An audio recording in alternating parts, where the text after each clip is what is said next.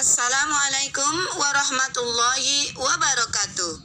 Bertemu lagi di video pembelajaran bahasa Indonesia. Sebelum kita mulai, jangan lupa di subscribe, like, comment, and share. Terima kasih. Anak-anak, ibu ingatkan ya, di masa pandemi ini kita harus selalu jaga kesehatan, patuhi protokol, pakai masker, cuci tangan dengan sabun, dan jangan keluar rumah kalau tidak terlalu penting. Ingat ya pesan ibu. Assalamualaikum warahmatullahi wabarakatuh. Ketemu lagi dengan saya, Ibu Rofiko, Guru MTS Negeri 35 Jakarta. Anak-anak, apa kabar semuanya hari ini? Semoga sehat semua ya. Hari ini kita akan mempelajari KD 3.3 dan 4.3, yaitu cerita fantasi. Sebelum kita belajar, mari kita berdoa terlebih dahulu. Amin ya robbal alamin. Anak-anak, materi kali ini yang kita pelajari apa ya? Yaitu 1. Definisi dari teks fantasi, dan yang kedua, mengidentifikasi unsur-unsur cerita fantasi. Anak-anak, sebelum kita membahas tentang unsur-unsur cerita fantasi, baiklah akan Ibu jelaskan apa sih cerita fantasi itu? Nah, cerita fantasi merupakan cerita yang berasal dari imajinasi. Apa itu imajinasi? Imajinasi artinya khayalan dari penulis yang tidak benar-benar ada. Ibu ulang sekali lagi ya. Cerita ini hanya khayalan, tidak ada sebenarnya dalam kehidupan nyata. Sedangkan unsur-unsur teks fantasi ada 5 ya anak-anak ya. Yang pertama, tema. Yang kedua, tokoh. Yang ketiga, alur.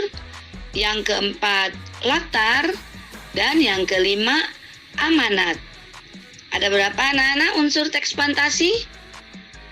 Iya, betul, ada 5. Diingat-ingat ya. Baik, Ibu akan jelaskan satu persatu ya dari unsur-unsur cerita fantasi. Yang pertama, tema. Tema ialah merupakan ide pokok yang mendasari suatu cerita. Nah, kamu saksikan ya film SpongeBob, kira-kira temanya apa ya? Of a higher standard of living. Give me that! Stealing my... Good evening, sir. Table for one, please. Sorry, but the whole restaurant has been rented to a private party. Who could afford to rent out the whole restaurant? Sekarang unsur yang kedua. Unsur yang kedua adalah tokoh atau penokohan. Tokoh itu adalah pemain dalam cerita yang memiliki karakter. Karakter itu sifat ya anak-anak ya. Nah, penokohan adalah wataknya.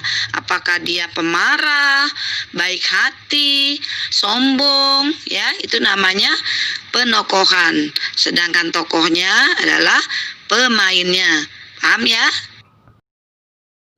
Yang ketiga yaitu alur ya. Apa itu alur cerita?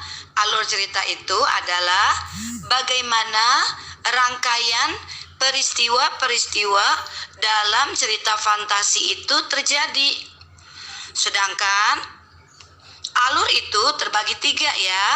Yang pertama, alur maju. Artinya cerita berkembang dari awal, waktu, dan seterusnya. Yang kedua, alur mundur. Alur mundur, cerita merupakan cuplikan-cuplikan peristiwa dari masa lalu. Jadi dimulai dari cerita yang terakhir cerita. Yang ketiga disebut alur campuran. Apa itu alur campuran? Cerita yang menggabungkan dari alur maju sampai alur mundur ya, jadi penggabungan.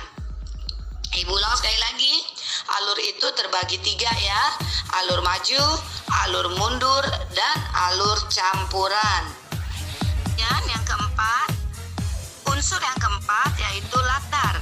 Latar ialah merupakan tempat, waktu, dan suasana yang terjadi dalam sebuah cerita. Latar jadi terbagi 3. Ada latar tempat, latar waktu, dan latar suasana. Latar tempat maksudnya di mana cerita-cerita itu terjadi. Misalnya kita menyaksikan film SpongeBob. Di mana latar cerita terjadi? Berarti di lautan ya. Yaitu yang diberi nama kota apa? Bikini Bottom. Oke ya. Kemudian latar waktu.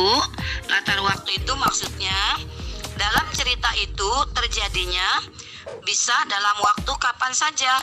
Bisa pagi hari, siang hari, sore hari, atau malam hari. Kita nonton film SpongeBob ya. Nah, di film itu SpongeBob bisa ada sedang tidur, berarti latar waktunya kapan? Malam hari.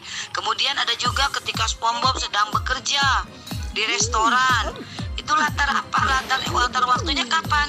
Berarti latar waktunya siang hari. Begitu seterusnya ya. Selanjutnya latar suasana. Latar suasana itu maksudnya bagaimana suasana cerita itu terjadi. Suasana itu berupa perasaan hati kita ketika kita menyaksikan atau membaca cerita fantasi. Bisa hati kita merasa bahagia, sedih, menegangkan, mengharukan, menyeramkan, dan sebagainya. Terakhir yaitu amanat. Unsur yang terakhir amanat ya.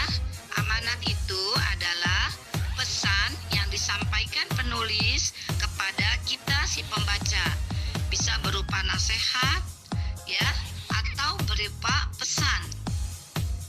Demikian anak-anak pembelajaran kita hari ini. Mudah-mudahan kalian dapat memahaminya. Sampai ketemu hari berikutnya.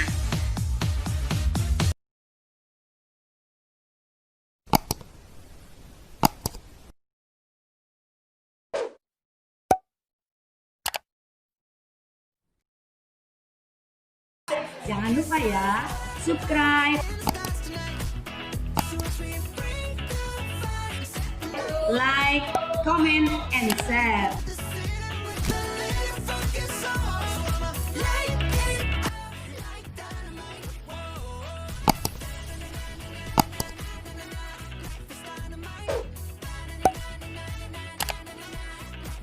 Might